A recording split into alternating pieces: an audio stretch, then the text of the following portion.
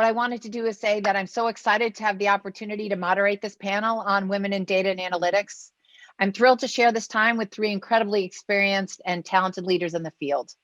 My name is Vicky Appell. I lead customer success for Privitar.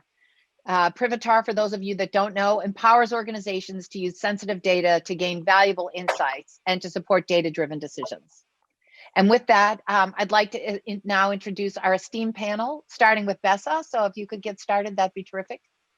Sure. Hello, everyone. My name is Dr. Besa Bauta. I'm the Chief Data Officer for MercyFirst. That's my day job, but I'm also a professor at NYU. Primarily, my area is healthcare, and that's what I focus on. A pleasure being here.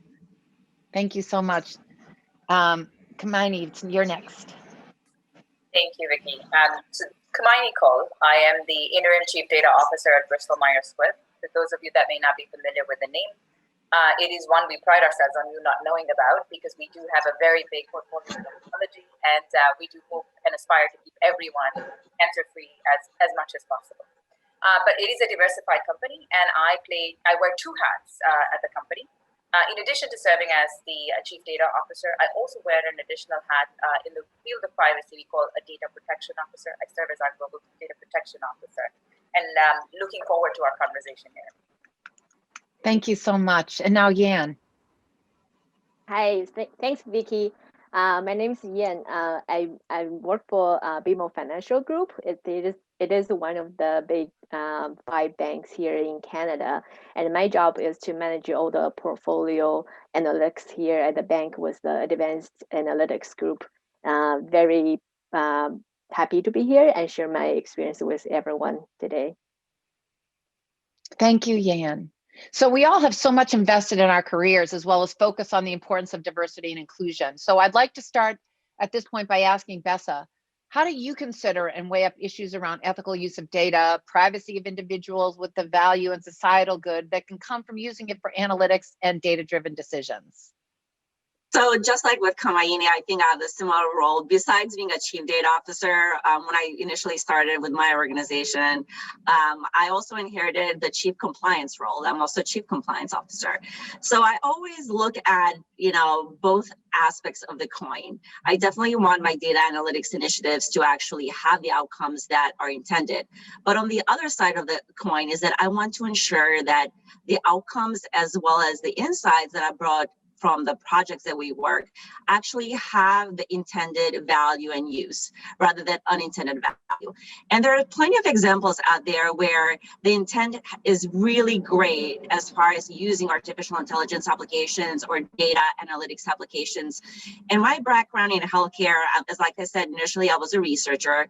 So I had many years of graduate school where, my professors would say, correlation is not causation. That's what I teach my graduate students all the time. There's sometimes things that appear there's an association, could be just spurious effects of the data, and not necessarily that there's something actually there.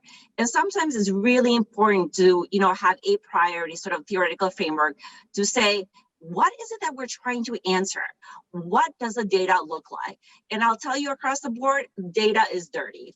That's sort of like one of the things that I teach, even with my team, that is really important to understand that every single data comes with biases. We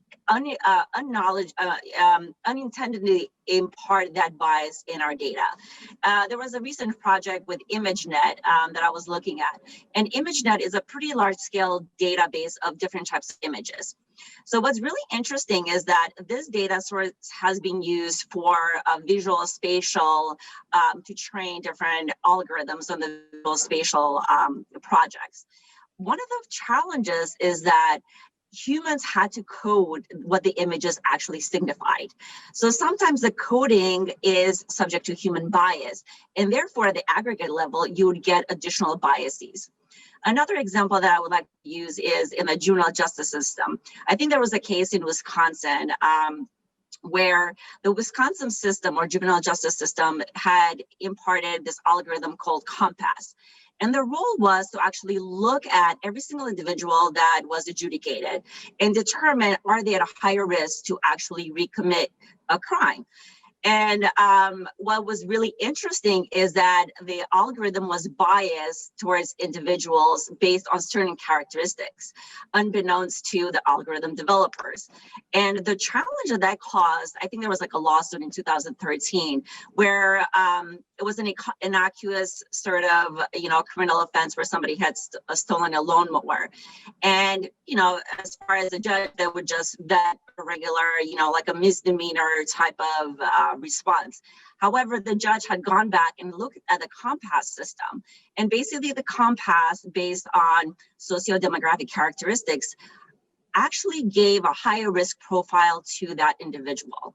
What ended up happening in that case is that the judge actually vetted a higher risk offense for something that was minor. So those are some of the challenges, I think, that as we're moving into this, it's really important to think about how data gets used and for what purpose. So I'll stop there. Thank you. That was awesome. Thank you so much. So next to Yan, what are the main challenges you face in your role today? And how do you see them being addressed over the next 5 years? And are the solutions technical? Sure, that's a great question. I think I can think of two big challenges. One is specific tied to data and analytics in general. Another one is more like, I think ties to our topic today, diversity and women in leadership. So I'm going to talk about the first one first. So in terms of like data analytics in general, I think one of the challenges I have today is banks nowadays are shifting towards digital organizations, especially after this year. And we are in the process of building these personalized experience. But how do we draw the line of delivering super relevant experience and being creepy? Right. So the good news is customers are actually willing to share the data with the bank. There is a recent study that's done by Accenture saying 77% of the bank customers are actually willing to share their personal information, but 66% of them are demanding better and faster service in return. So what does that mean? I think there are three things here. The first is we need to be careful about what kind of data we collect and only collect the data that we need with customer consent. And secondly, with all the data that's kind of growing, and how do we establish a better process and platform to safeguard this information? And then lastly, I think it's more like very important, in my opinion, is we need to be open and transparent about how we use this data. I think the customers are more willing to adopt a product or service when they know certain technology is used, because everyone knows organizations are using AI and machine learning algorithms. So that's the first challenge I have. And the second one I think I specifically want to talk about is as a woman in this field. Now it's my, I think, the 6th year into my career. Like when you see women in data and analytics, right? Like if we see it as a funnel, at the beginning, like the entry level, we actually have pretty good representation of women. I know in my organization, in some of the big, like largest analytics group, we have pretty much achieved parity in terms of gender for some of the entry level like analyst data science jobs. But when we go higher, when we get to the senior management roles and then the exact level roles, we see few women leaders there. So the challenge there is like, why did the job out, it's like the job offer is so big, right? And me, like I'm one of them. I'm there, like I want to progress my career in the future, but how do I get there? I think the solution, one of the solutions is choosing the right organization.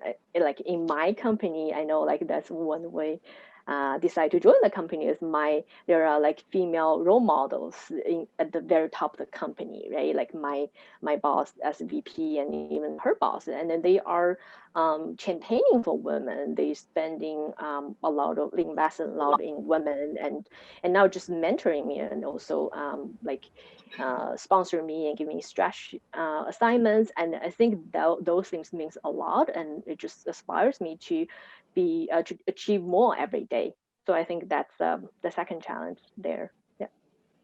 That's terrific. And again, I think that brings up a question that might be a little bit out of order from what we talked about earlier, but I think it brings up a really important discussion point for the panel as a whole, is what do you think needs to be done to effectively address gaps in diversity and inclusion? And I think, Kamayini, we'll start with you and then move it right around, because I think this is an incredibly important topic that Jens just raised in terms of how do we actually address these gaps? Yeah, and happy to be the first one to field it, but would love a lens that I will add here. I'll speak to what our company is doing, and I'll try to generalize what I think I personally feel we could do more around, specifically speaking as representing the female identifying gender, the D&I spectrum. Right?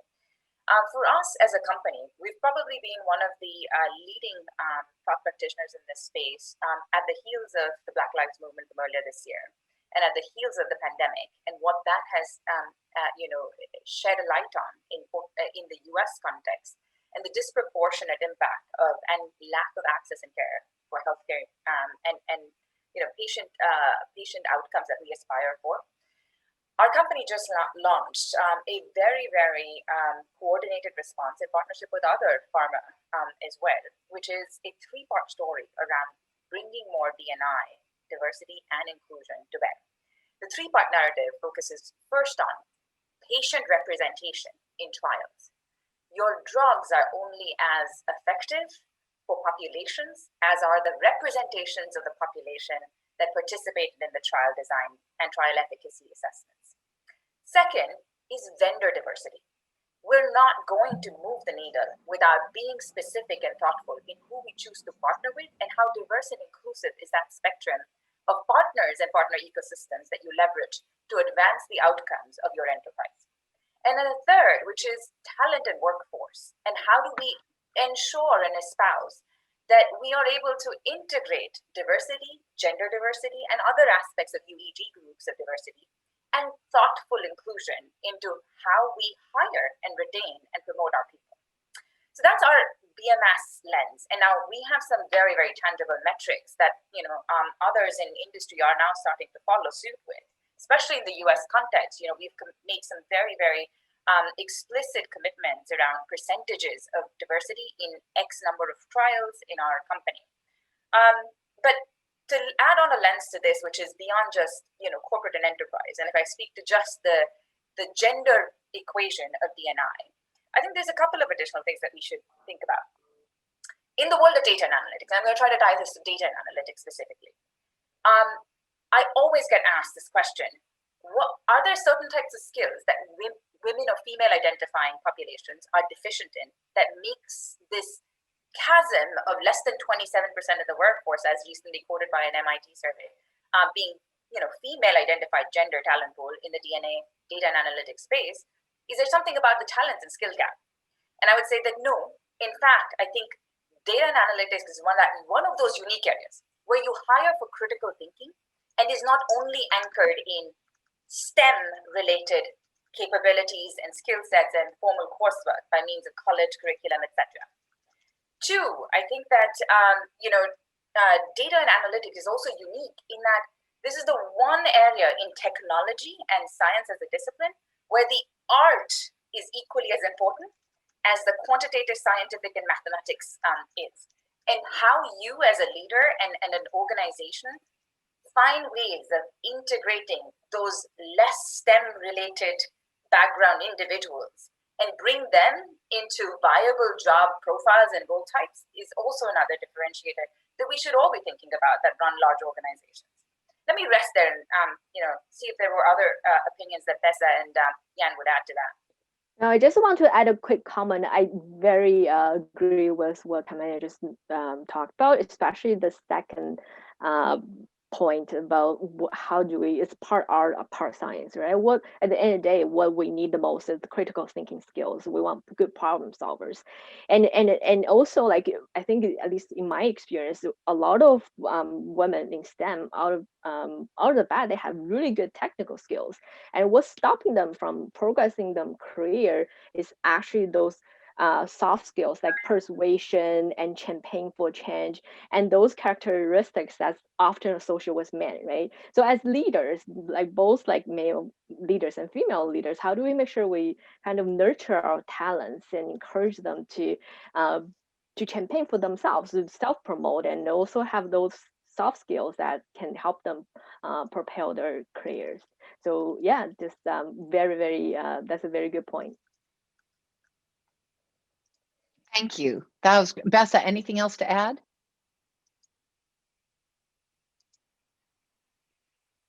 Are you on mute? Can you hear me? Sorry, Besa, you might be muted. Sorry about that. That's okay. I think I'm just going to follow what Kamayini said. I think it's really important that sometimes initially when we look at data and analytics, that we only sort of narrow the pool only with those specific individuals with expertise. And what I've done in my team, as Kamayini exactly mentioned, is that with this amazing critical thinking ability and skills, they're able to intuit things that many other colleagues are not. And in a way, when I brought in my staff, that obviously you're going to have disparity as far as access, including the diversity. But I don't think that technical expertise should be the reason for not to bring individuals on board. And what I've done is actually brought individuals on board and allow them to gain those skills and expertise. And they end up becoming one of the best analysts that I've ever had in my team. That given the opportunities, for them to learn and grow, that's another way to have sort of parity across the system and access to, positions that they otherwise wouldn't have. I think that's a terrific point. And I think it's something that certainly as we go through the hiring process, it's something to consider, that sometimes the best candidates may not be what you would look on paper to be the most highly qualified, but that actually brings some enthusiasm to bear, which I think is incredibly important. So with that, yeah, thank you. I'm going to turn the next question over to Kamayini. So how have you seen analytics and the use of data challenge assumptions or perceived wisdom at Bristol-Myers Squibb? And what does it enable for your business? So it's funny, Vicki, that this would be a question that would have required a lot more explanation of what we do in farm dev and pharmaceutical drug life cycle, which all of a sudden with the pandemic, we need to do a whole lot lesser of that. So let me dive right in without trying to context set, because we're seeing this play out on a global scale. Right, so you think about the average life cycle to bring one drug, one compound to market. Doesn't matter whether it was a biologic or a regular pill you were popping. You typically go through a life cycle of 10,000 compounds before you landed one blockbuster drug, right? As pharma would describe it. And there's a three-part narrative here that's fundamentally being questioned in the wake of the pandemic and what we've managed to do with an accelerated. Yes, there's lots of risks we have embraced as a global population looking for a vaccine in record time, right? But you can extend from vaccine to other kinds of therapeutics as well. But essentially, the data and analytics deluge that is now following in the heels of the pandemic and these first sets of vaccines as they're emerging is a three-part fundamental questioning of the industry's almost 3 decades of attempts at trying to change the way we work through data, insights, analytics, and the digital frontier of AI and ML assisted. So when it comes to scientific advancement as well as trial management, right? Clinical trial management. The biggest piece that is getting questioned with data and analytics to back it up now is, can we generate scientific hypotheses? Can we validate or invalidate scientific hypotheses? Can we compress clinical trial analytics? Can we do it with synthetic arms that are modeling non-human but yet control arms, right? So that's one area where we're seeing a completely radical shift in the model just based on data and analytics and what's coming to bear there. The second is commercialization of this product, right? And the beauty of therapeutics and diagnostics products. This is a well-known fact. I mean, country agnostic, geography agnostic, culture agnostic. Biggest decisions around healthcare for households are taken by women, disproportionately higher women identifying members of the population. And yet marketers have, in pharmaceutical as an industry, always focused on that HCP that's more male-oriented positioning for being able to tell the narrative of the product, the patient experience, etc. And I think it's just starting to get challenged on account of the fact that, look, if the women are the ones making these decisions in the household, what are we doing to help educate the women about what's available? How well are they able to be in a caregiving capacity when they're not the patient? And what are we able to do from data and analytics perspective to help augment the way we educate and bring along these caregivers that are predominantly and disproportionately women identifying cohorts of the world population? And then the third part that I will probably shine a light on is in the manufacturing and bringing these drugs to market. You think about the pandemic, and you have two sets of vaccines candidates and modalities of vaccine candidates that are emerging. One on piggybacking on an RNA technology, which, quite frankly, there aren't any other vaccines that have been RNA based. So the safety, the efficacy of these are well understood at the moment. And there's a little bit of a risk taking those types of vaccines. And then there's a second candidate of vaccines that are coming from the Oxford Pfizer, sorry, not Oxford Pfizer, but Oxford and AZ one that had bad data recently come out. In that cohort, what you're seeing is, this is the well-tried methods, and we know well how these are, assimilated by our body and how our body reacts to these types of vaccine candidates. Where I'm going with this is that the manufacturing of these two different types requires fundamentally different supply chain logistics. And how we've optimized for that, we've optimized for small pills really well. We haven't optimized for this former mRNA manufacturing. And to generalize that problem for our industry, the manufacturing, as we push the frontier of the types of molecules, the types of modalities of therapeutic care we bring, gene therapies that are going to become the foundational formative pillars of the next 3 decades of advancement in medical sciences, we don't have a good way to optimize without significant investments in data and analytic infrastructure. So that's the way I square it for our industry. Terrific. Thank you so much. That was great. So, in following up kind of on that theme a little bit, what I'd love to ask you all, and I think Besa will start with you. As we know, machine learning and predictive analytics enable new possibilities to better understand human behavior. But on the other hand, they can introduce biases, and we have limited insight into what they've actually learned. How do you feel about algorithms making decisions that affect your life, and what safeguards do we need in place? And with that question, while I'm starting with Besa, I'd love to hear from Yan as well as Kamayini as well. So we'll start with Besa first.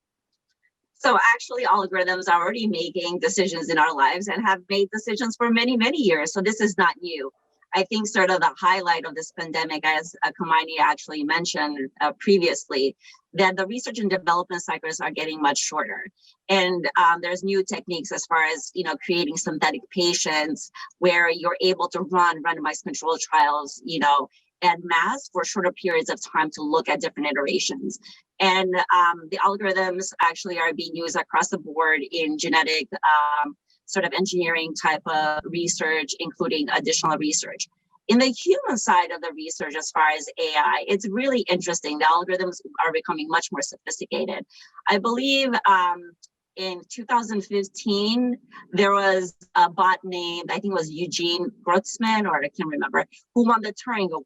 So basically what that meant is that the chatbot became so sophisticated that was able to interact with the humans, and half the humans didn't know that it was actually a chatbot. It was an algorithm, which has different sort of consequences as far as human behavior. You think that you're interacting with a person, but in a way you're interacting with an algorithm or a machine. And it was, that I thought was amazing that, that half the participants didn't know who they were interacting with. On the other side, I think, I rely on my GPS all the time. Yesterday I got lost, and I'm thank goodness that there's like GPS navigation to, correct, obviously I was going down the wrong path of the highway, but we rely on these systems so much. I think almost all of us are using Siri or some other, chatbot type of function to tell us what the weather is. I think it's going to snow. When is the snow going to start? Do I have to go out and get, whatever I need to get? That is becoming intertwined with our lives. And sometimes, one of the things that I think about as a human service researcher and a healthcare researcher is that how is it altering human behavior? And not a lot of studies have been done in this area, and it's something that's going to be a huge area that I know that Stanford University is actually working in this area, thinking about changes and alterations in human behavior, especially for younger generations that are so glued to their phones. How are they interacting with people? Is the human behavior changing over time? So there's a lot of ethical issues. Stanford does a really great job sort of consolidating all these. If anybody's interested, it's like their Plato system, looking at every single AI related issue that comes to fore. They're centralizing all of this. But there's a lot to be said about what this is currently and what would look like in the 10 or 20 years. Much more interactive. Human in the middle designs are going to be much more important. Terrific. Vicky, I might build on that, and let me shine a light. And I love Besa's example. It focuses more on the, look, it's happening today, and she also shone a light on the fact that look, it has its risks, but it has its benefits too. So let me build on that benefits lens a little bit. Depending on which industry you're talking about, in fact, pushing the boundary on what our risk appetite should be is probably another aspect of this that we should consider. So, for example, in healthcare, where the burden of societal health can be staggering as we look, with longer lifespans ahead, actually using and allowing a machine to allow for more optimal research, more optimal patient outcomes at clinical point of care, whether it's that child that's born with, potentially a myriad of genetically underpinned, congenital disorders. Can we do more? I think so. That's a lens that we don't talk about as much, and I think that that's something that we should design by thought into asking ourselves at the outset: that is the intended use of an AI and an ML making decisions for us actually towards societal benefit? And what can we do to make sure that its abuse is contained to the degree that we can? Yeah, That's I completely agree. Sorry. Yeah, no, Yan, it's you. Yeah, sure. So I just want to build top of that. I totally agree. There's a lot of things we can do. Just like speaking from my own industry in banking, it's relatively heavily regulated industry, and there are actually laws prevent discriminations against protected class in the loan process. So, for example, we can use certain predictors when we build these algorithms, like age and gender and sexual orientation. However, even like without these variables or predictors, it doesn't really guarantee a fair loan process. And then there are two things here that I see all the time. The first is we often see people use a lot of variables that's highly correlated with age and gender. For example, they're going to use like compensations, they're going to use cash flows, and you just tell me like these are definitely highly correlated with certain classes. And secondly, we use historical data to train our models. And there are already biases that's already built in the loans and mortgages we issued in the past. And if we train our model based on the historical data, of course, there will be biases in the algorithms, right? So I think like what the Kamayini and Besa was saying, there are ways to minimize the bias, and in what we could use a lot of technology and human interaction. We can use math to actually strip out the discriminations from the training data set, or we can use human intervention to build this robust process to make sure our model is validated by both technology and human. So I think like there are a lot of other things, but if everything is done right, I do think using AI can actually ensure a better loan process than like human to human interaction. Terrific, and thank you. So I think, given the fact we've got about 15 minutes left, I really want to focus more on learning experiences and career opportunities right now. And so I'm going to ask all three of you, and whoever wants to answer first is fine. What has been your most transformative learning experience and your most successful undertaking within your career thus far? I guess, Kamayini, I can start with you. Yeah, thanks, Vicky. So I think, as the saying goes, your biggest failures are your most transformational in learning. I think mine came fairly early in my career when, right out of undergraduate program, I was starting as a medical device engineer, and I was put on a critical path of a commercial program where we were trying to take live, at the time, state-of-the-art 64-slice CT, computed tomography, CT scan technology. Being thrown into working with a cross-functional engineering team, which included all modalities and disciplines of engineering that you can think of. These are really large, complex engineering devices. Didn't bode well for someone that's just coming out of school, having learned the theory, but never really having, seen it done in action. In all fairness, even with all of the theoretical book knowledge that you have, when reality meets book and theory, practicality has a way of always having more uncontrolled variables than you had been taught about in the theory and in the books. So, long story short, was on a critical path to a program. Program didn't. I personally was part of the reason that the program path wasn't going to meet its timeline, and it's a big commercial launch. And what it taught me was, in hindsight, and by the way, I got a lot of help. I got people helping pitch for as allies who then went on to become mentors for life in my career, who stepped in to help save face for a team member, who stepped in looking at the potential that I had in the long arc of my career and not judging me in the moment. And I think that's been the biggest personal transformative moment in my life, because that gave me, the individual, an ability to understand that I need to pay that forward tomorrow to multiple other people in my career. And that mistakes happen, and you have to have a village of people who are going to be there to help you get steady back on the path, right? And I think that's the more relevant piece of this story. I mean, this narrative and this example I've used in so many different contexts, in a data and analytic lens, in an engineering lens, in a STEM and a women in tech lens. But to this audience, I think the one thing that I would take from this transformative experience is that board of mentors, formal, informal, the allies that will emerge when you least expected them. Co-opt them, learn from them, groom them, cultivate them actively towards whatever end that you may not even see in your early part of your career. That's terrific. Besa, I know that you and I had talked earlier about the difference between mentorship and sponsorship, and I'm wondering if you'd be willing to talk about that a little bit further. That article you sent, I posted it.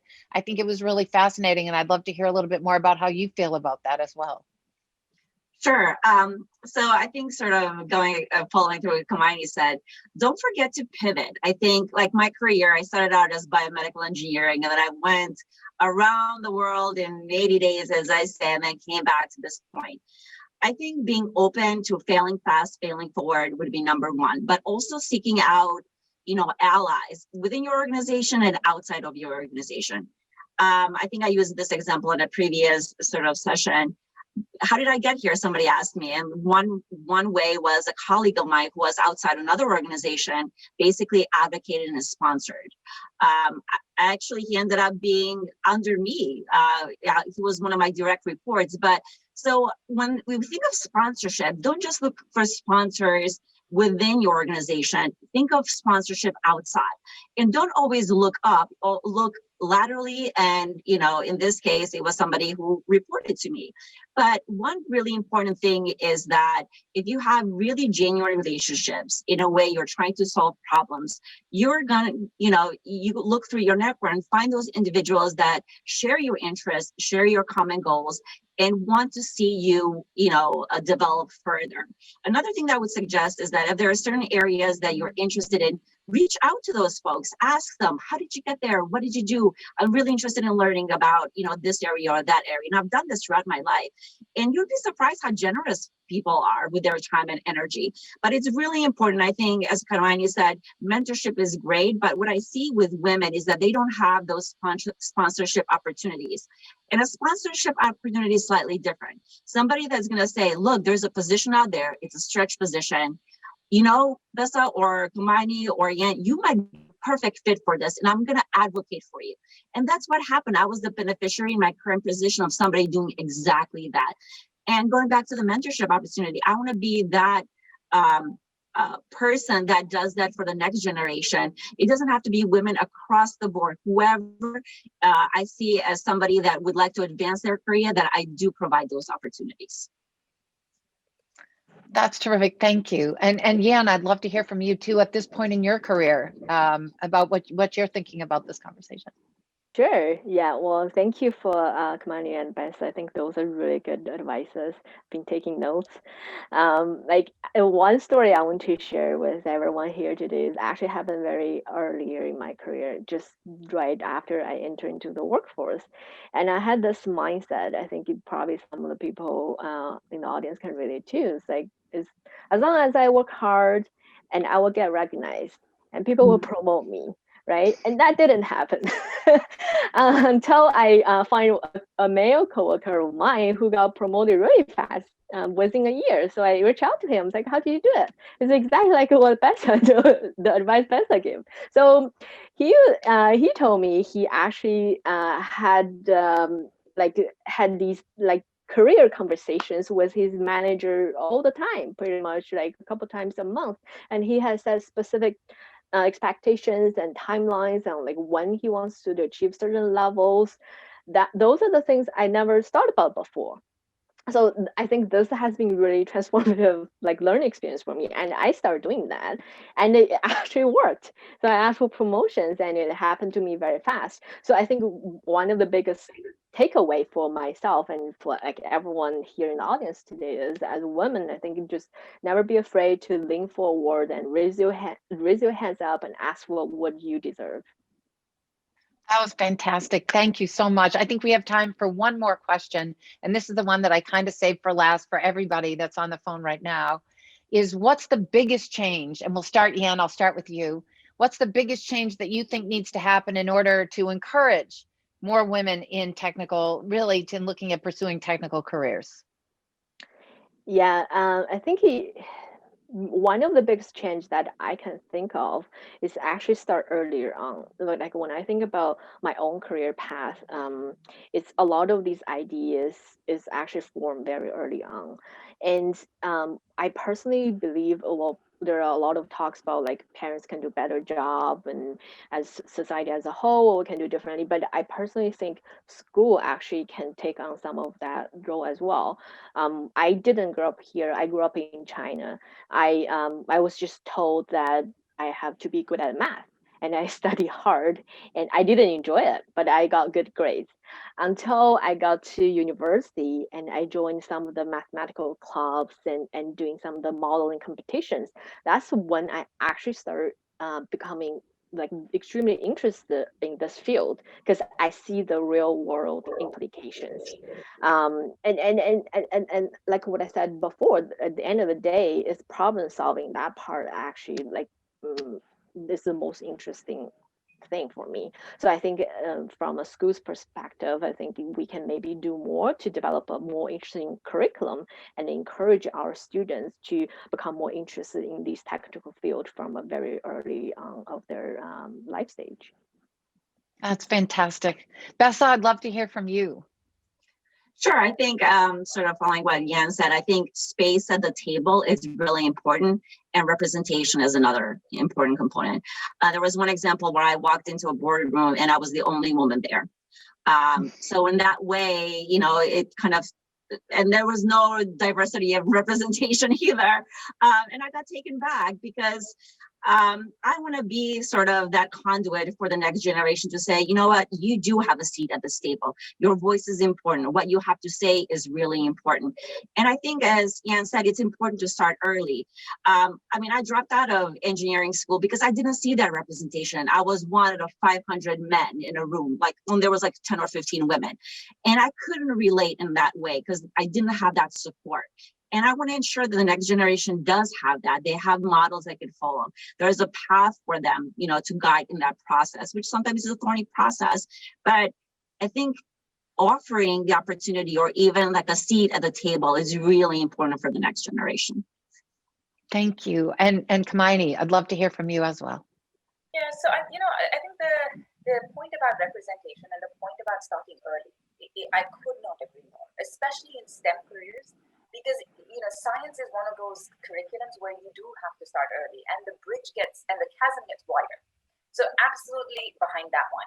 But then if I come to data and analytics, where you don't always have to have an advanced science or engineering degree. You can grow some of that basic quant, basic statistics types of skill along the way. I think there's a couple of things that I would say we should probably consider by means of trying to, correct this equation, which is very lopsided. Which, by the way, if I was going to quote some very staggering statistics, 2020 analysis by a group called Mercer across 1,100 worldwide corporate kind of structures, confirmed what we already know, that we have a significantly leaky pipeline for women in leadership, especially by the time you get to the executive ranks, it's like 23% only women. By the time you're at senior manager level, it's only 29%. When you really, look at the world gender parity equation, you want 50-50 as much as possible. You look at a racial lens, it gets even worse. You have less than 4 Black Fortune 5 CEOs. You have less than 11 Latino Fortune 500 CEOs. So the point here I'm trying to go with for the corporate lens is, in a corporate setting, I think 3 things matter. When you talk about representation, you have to design for it. You have to have thoughtful inclusion. You have to celebrate diversity to attract more diversity, right? Corporates taking a stance on this with unequivocal sharing of information around this is a huge way to allow for an actual engagement at a societal level to start to retrain this bias. And then last but not the least is this, a point I made about earlier, which is allyship and sponsorship that Besa made.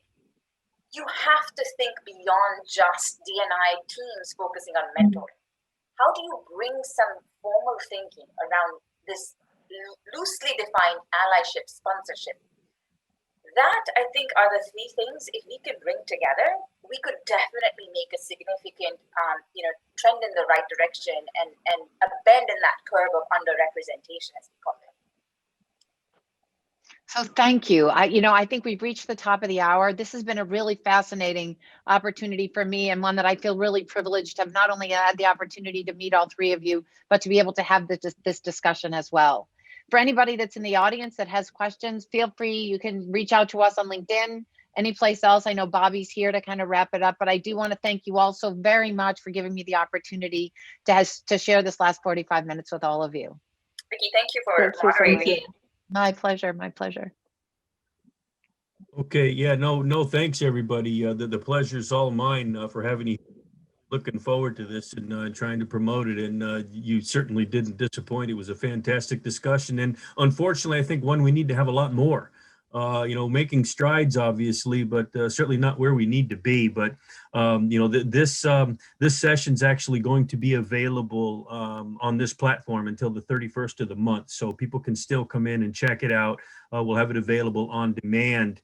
And anybody that reaches out to us for all the panelists there with any questions or wants additional information, maybe where to find mentors or something like that, I'll be sure to take you up on the offers to reach out and get some responses to those questions. So, on behalf of everybody in the audience, as well as us here at Opal Group, thank you thank you so much for joining us, all of you, and have a great rest of the week and holiday season.